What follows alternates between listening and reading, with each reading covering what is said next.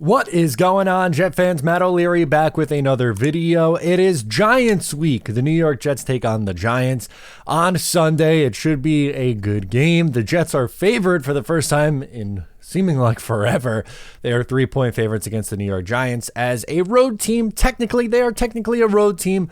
But I wanted to talk about today something in particular about the Jets offense, specifically their quarterback, Zach Wilson, going up against Wink Martindale and the New York Giants defense. Now, Giants are 2-5, and they haven't looked all that great through the first 7 games of the season. But their defense has played significantly better the last 2 weeks. They held Buffalo in check and almost won up in Buffalo. That would have been some nice help.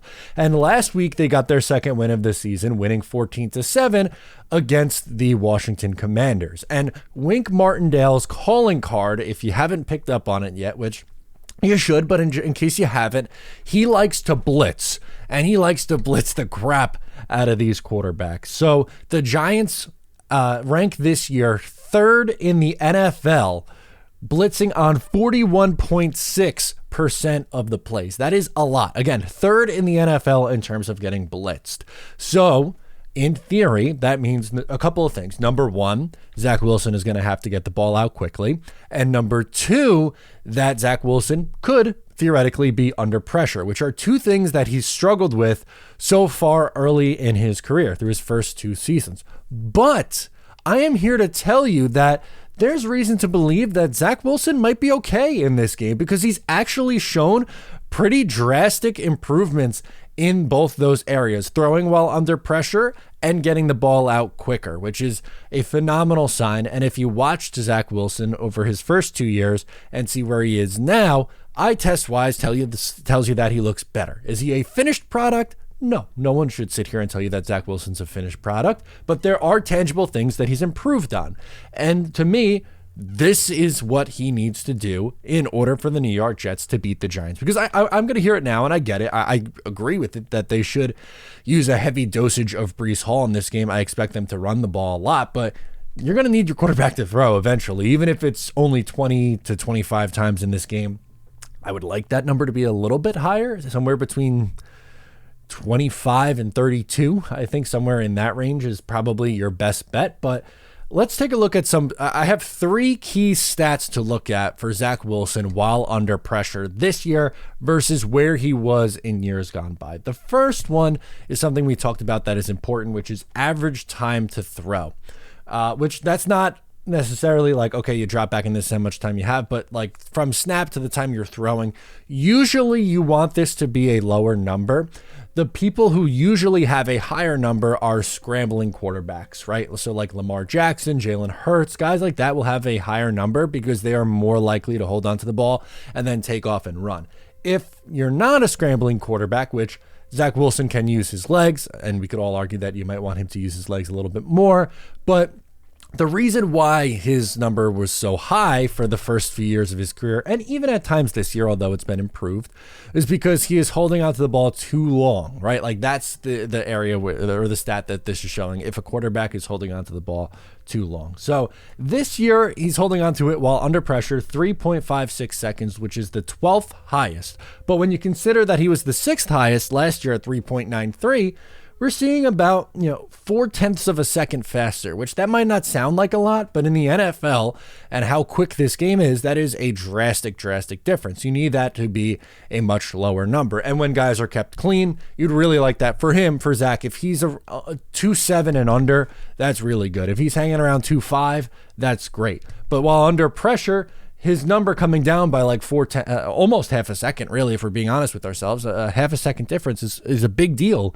in the NFL. So we've seen an improvement there in terms of him being able to get the ball out quicker while under pressure, which is important. And when you hold on to the ball while pressured, that is a recipe for disaster, which is something we saw from him last year. Now, something we've also seen that's a positive so far with him this year is his adjusted completion percentage. If you're not sure what adjusted completion percentage is, it's a stat from all these stats are from Pro Football Focus. And while I don't necessarily love their grading system, I do think they offer some good statistics and that you could use those stats to help paint the picture for yourself. But adjusted completion percentage is a stat that factors in things like drops, throwaways, all different things like that. So, the regular completion percentage, a spike, right? All these things. Like drops, unfortunately, get featured in your completion percentage. So adjusted completion percentage is a good tool to look at and see how a quarterback is actually playing. So this year, while under pressure, there are 36 qualifying quarterbacks, right,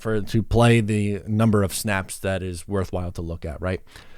His adjusted completion percentage is 70.2, which is sixth out of 36. Now, last year, if you're wondering what he was under pressure last year and why he has such a bad reputation for performing on while being pressured, it was 44.1, which was last, 40th in the NFL. 40th, which was, again, dead last. 44.1% to 70.2. 70.2. 40th to 6th. That is a massive jump. A massive jump.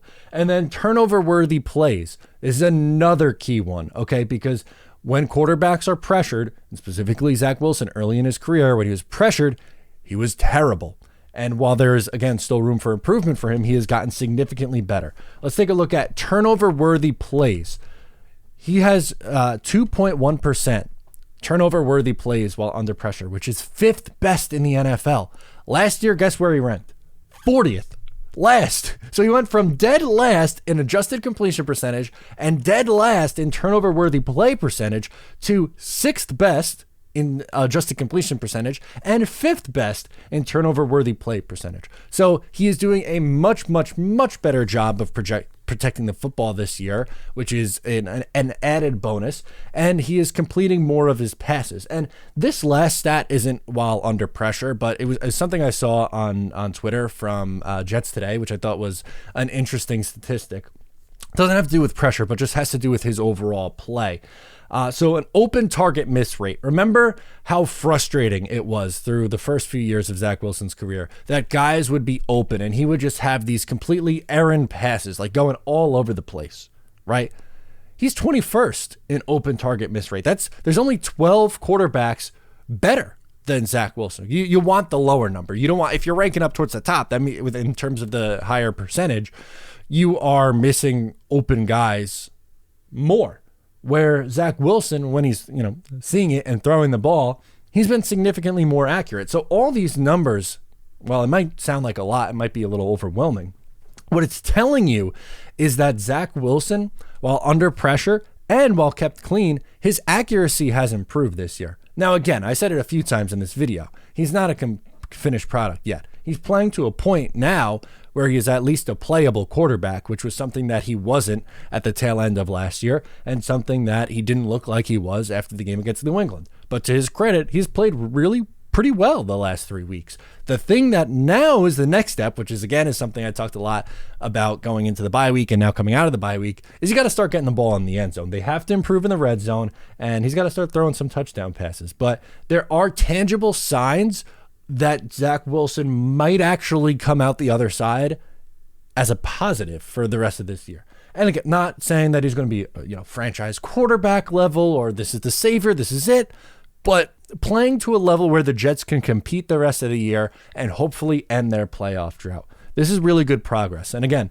it all links back to the Giants defense and Wink Martindale. They like to blitz a ton.